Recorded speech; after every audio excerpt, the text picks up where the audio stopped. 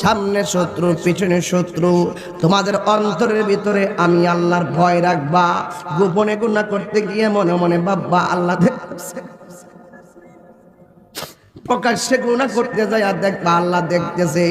এমন কিছু গুনাহ করেছি আমার পরিবার এক বালিশে থাকে সে জানে না, এমন কিছু গুনাহ করছি আমার বন্ধুরে ফেসবুকে সব শেয়ার করি কিন্তু গুনার কথা বলি না, এমন কিছু গুনাহ করছি আমার ছেলে জানে না, এমন কিছু গুনাহ করছি আমার বন্ধু জানে না, কিন্তু আমার আল্লাহ জানে।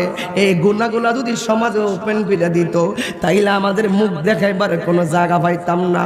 আল্লাহ বড় মায়া করে গুনাহগুলা ডাক্কা রাখছে, লোক সমাজের ভিতরে আমাদেরকে কলঙ্কিত করতেছে না।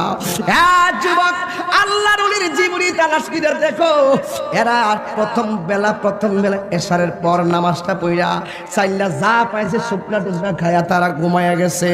এমনি আল্লাহর ওলি হওয়া যায় না। কেন?